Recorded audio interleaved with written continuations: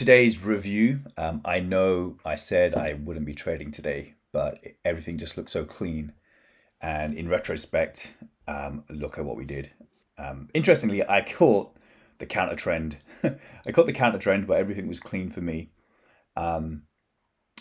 Today was the 2nd of October, so it was we're printing the first wick of the weekly candle, of the monthly candle, and of the quarterly candle. So today wasn't the best day to trade it. It's probably, I would have thought it would have consolidated, but the moves were there, so I had some nice trades. You've probably already seen my two trades. I had a 30-second scalp using the 9 on Goldbach, and I had a 5-minute traditional trade on the 27. So I'll go through those trades. There's also a trade that I gave a heads up to the Discord groups, but it was a little bit too early for me, so I didn't take it. But I showed that the market was presenting. Now, anyone can do a review in hindsight and say this is what the trades were and this is how it played out.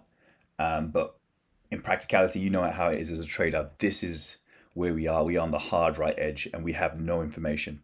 And we have to determine what the market's going to do from the current candles that we have and how we are currently printing and what we've printed before. Fortunately, I do send out a lot of little signals and tips and tricks to my Discord groups, so I can show you my thinking as I was going through the day. So the first thing, so this is the open of the day, and here's the midnight open. I opened up the 81, and it was interesting in that the midnight open was actually the equilibrium of the 81. Not only was it the equilibrium of the 81, it was the equilibrium of the 27. There we go. So what does that mean? It means we're not in discount, we're not in premium, right? Do we really want to be taking trades when we're not in discount, we're not in premium? Probably not.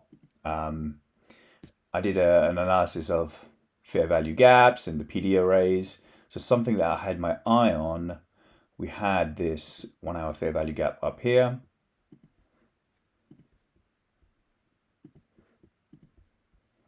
So that would potentially need to be addressed. We had the high, the Friday high. When I mark this out, we have the Friday high, and then we had some trend line liquidity down here. So this was Wednesday's low, and was that was the low of the week? I believe that was the low of the week. Yeah, so that was the low of the week. Low of the previous week. So we can call that prior week low. Now, because we're printing a new weekly, monthly, and quarterly candle, the bias is kind of off, right? Because you're going to be producing the wick, and the wick is usually an accumulation and a consolidation, and it can go anywhere. So I had to really ignore the fact that the DXY has been bullish for the last 3 months. Even though that was the back of my head, so DXY was bullish. Over the next few weeks and the next few months, we expect EU and GU to be bearish. But on the first day, I had to kind of ignore that and just focus on the candles I was seeing. So this was a potential draw, but we had the liquidity down here. So I usually watch on the 5-minute, and let's play them through. So I was watching the 27 and the 81.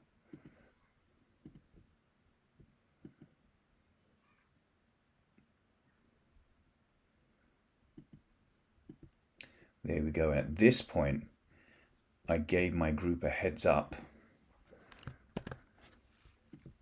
So I'm based in London. So these are all in London time. But my charts are all in New York. So this was before the London Open kill zone. This was before 2 o'clock. Do I have the time here? Yeah, there you go. So I sent this out at 1:36 in the morning. So already I gave a heads up that the midnight open, we're probably running on the 27 or the 81. And then I saw this setup play out. Now, because it was so early in the day, and typically the London Open kill zone goes for its own AMD, and I don't like trading too early in the London Open kill zone. But this started playing out, and I just had to watch it. I had to stick to my trading rules, saying, look, I don't take trades before 2 a.m. And generally, I like taking trades post 3 a.m. So if you can see it, we have this nice order block here on the M5. You will see that we are respecting the 27, or we're very sensitive to the 27. So if you'll see here, the bodies of these candles came out to this 1.21778, same number here. So this gave me a big heads up that we were running the 27. We had the order block. I'm expecting some kind of juice swing. I don't know which way it's going to go because I don't really have a daily bias yet. But we had the fair value gap as well. If this wasn't so early in the day, I would have taken this. So very easy bread and butter trade. I would have, to be safe, I would have put it there. But you'll see that I've been a little bit more aggressive in my entries lately. And then we can just take it off. We can take it off at EQ if you want.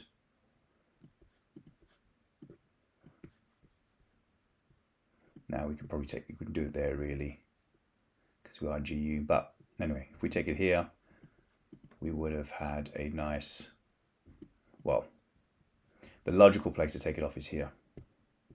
Because algorithm 2 goes rejection block. See this nice rejection block? Breaker, fair value gap, and it terminates at the OB.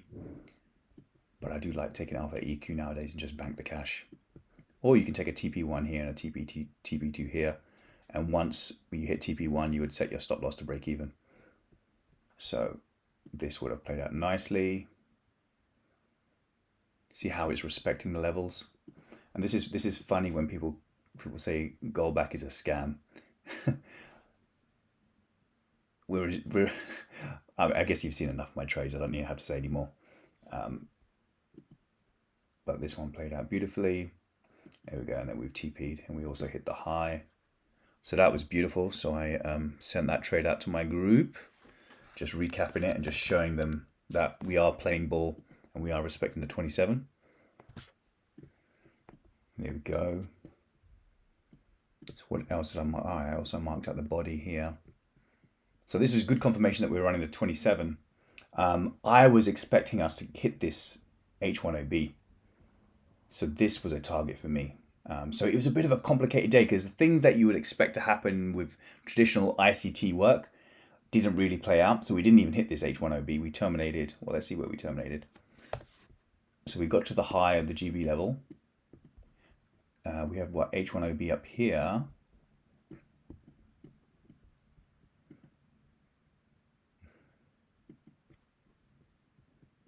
Let's make sure these GB levels are loading.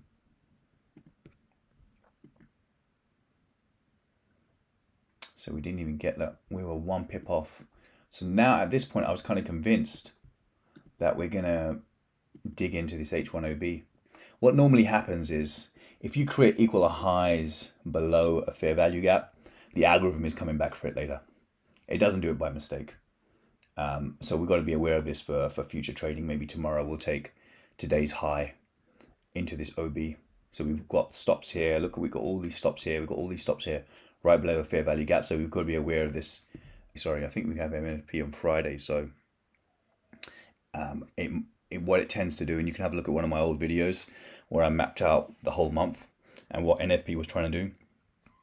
It creates liquidity for NFP that it will take out during big moves. So there you go, then we retreated. So you could have taken this trade quite easily to start the day, but it was too early for me. It was, it was pre-London Open kill zone. There we go. The next trade I took is a little bit of a technical one. I don't advise you take it. It was a 30-second trade. It was a turtle soup into a GB level on the 32nd. chart, which was a bit tricky to execute, to be honest, because I was on my laptop. I wasn't upstairs in my office, so I was on my laptop. My laptop's a MacBook Air, so it's pretty small. So flipping between MT5 and trading view on the 30-second was a bit tricky, but we got the trade executed and we TP'd, which was nice. And I'll try to track that down. Now I tend to flip through the various GB levels, 9, 27, 81, 243 during the day, and also through the various time frames, just to get a handle of what's going on. Now, I had seen a few candles before this action played out. I had seen the fact that we were starting to become sensitive to the 9. So that gave me a heads up to find plays on the 9. I probably saw it here first. It's kind of difficult to remember what you're doing on the day because you're so zoned in on the candles, and then by the end of the day you're a bit tired and you're trying to do your review. But I could see that things were getting respected on the 9. So I was looking for a potential setup on the 9 also. Now it's a little bit tough because I was on my laptop and not in my office on my dual screen. But I saw this play out. And then when I saw this action, I was thinking that maybe a turtle soup was in play. So this is what I saw. So we turtle souped into this GB level. Now, ICT used to talk about the turtle soup quite a bit back in 2016. Now, turtle soups wouldn't always play out for me. It was a bit hit and miss until I started understanding that if you turtle soup into a GB level, you're going to get a stronger reaction. You're more likely to TP. That combined with knowing where to TP is also key. Did this respect it as well? There you go. So yeah, I saw multiple signs that we were respecting the 9. So I was looking for a setup on the 9. And this is why people ask me, what should I use? Should I use the 9 or the 27 or the 81 or the 243? It comes with experience. It comes with looking at charts. You have to know how much is the daily range likely to expand, what your asset is comfortable with, how big your 5-minute candle is. I think that's the big thing for me. Judging by the size of the 5-minute candle, I can work out what GB level is really in play. So if the 5-minute candle is too big for the 27, then we're probably doing an 81. So that's one way you can do it. But look at this, lots of respect here. So then we had this turtle soup, and I'll play back the trade, the real-time recording I did for you guys so you can see how it played out. But just for the sake of good order, I'll show you what I did. So I was looking for displacement now on the 30-second chart. So I didn't enter there. That wasn't enough for me. I wanted more displacement. But look here, again, we'd respected EQ, so the 9 is probably in play. The problem with EQ is it might be a higher time frame EQ as well. So this might also be the EQ of the 27, and it might be the EQ of the 81. You don't know unless you flip. But things like this is a good telltale mark on what we're running, where you have something like a liquidity void and you start respecting those levels. So I was waiting for my displacement. And there it was. So at this point, there was displacement. Now, I can't remember exactly where I came in. I was trying to come in around here. I think I got a slightly better order than that, but let's say if I was coming in here, I'd put my stop loss here. I know that. So where would you TP? Let me find the trade. There's a trade. There's the actual trade in the day. So this is my time, 10:36. But the trade TP'd at this time, 5:29. So just outside the London Open kill zone. So where did I know where to TP? So we raided into the 89. And the way Goldbach works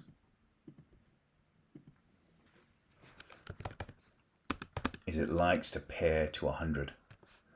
So if we turtle souped into the 89, the minimum distance it wants to go to is the 11, and that's where I TP'd. And you would have seen that trade by now.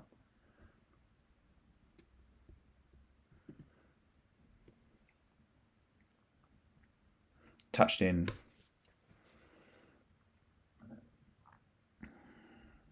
And there we go. Now, the frustration always with every trader is when you TP and you see the thing just move dozens and dozens of pips. I think that would have been close to the high of the day if I held it. But you just don't know, right? So I've started just taking my profit. I think I got a little bit better than 1.59 RR. But it was a nice trade. So let me find those trade details. Okay, there was my entry and exit. So I came off here. My entry was, so I got some slippage on that, so it wasn't the best entry in the world. 1821. So it wasn't the best entry. But it wasn't bad. So I had a few minutes of heat. These are 30-second candles, a few minutes of heat, and then I TP'd pretty quickly. And this, if I held it, obviously, it would have been a crazy trade, but it is what it is. And the MT5 execution here. So my MT5 doesn't give me, my broker doesn't give me 30-second prices. So that's why it was kind of tricky for me to get in. So I was using the 1 minute candles here. So nice little trade. That was pretty cool. And then later in the day, I had a traditional setup, which you've seen me do again and again and again. So at this point, London was done with. So I was waiting for the New York Open to see if I could get an opportunity there. So let's play the candles forward a little bit. There we go. So all this time, as soon as it hit 7 o'clock, I was back at the chart, so 7 o'clock New York time. And I was now looking at the 27. I'd seen some sensitivity on that level. So you had this initial thing that looked like an order block.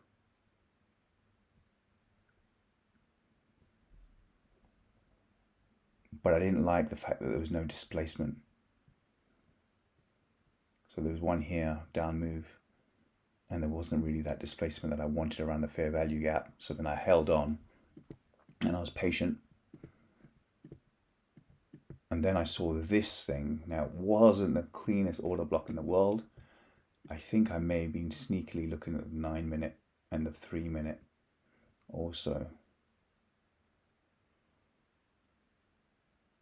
Yeah, I like the 9 minute. I like the 3 minute for this trade, but let's stick with the 5 minute to be consistent. So I saw this OB, this 5 minute order block. And then as it played out, there we go. So we had our displacement. So there's our displacement. Now I made a mistake on the execution, which I was annoyed about. So I'll show you the trade. So this was the trade. Yeah, there's our 5 minute order block. So what I wanted to do, I wanted to come in long here. And I wanted to have my stop here and take it off at EQ. But what I had actually accidentally did, because I was trying to use MT5, is I'd put my stop here, which is a big mistake because then I lost, it could have been a 2-hour trade and I got a 1.7R instead. And so I was quite annoyed about that. So I need to be more careful with my execution, just execute upstairs in my office on my big screens instead of on my laptop. So this is where the trade was. And if you have a look on my YouTube, you'll see the live trade. Bang, there we go, we TP'd. Look, we've TP'd again very quickly. Very similar to my trade, my Bitcoin trade. So things are moving quite quickly. I'm happy I took it off at EQ. And I always get asked a lot of questions, why do you take it off at EQ? Well, we were bearish by this time, right? Midnight open is here somewhere. Right, so I don't really want to be trying to hold up to here, and there's no logical reason why price will go up to here. I mean, you could potentially say this is some kind of breaker, but EQ was good enough for me because I was counter trend. If I tried taking off at the order block,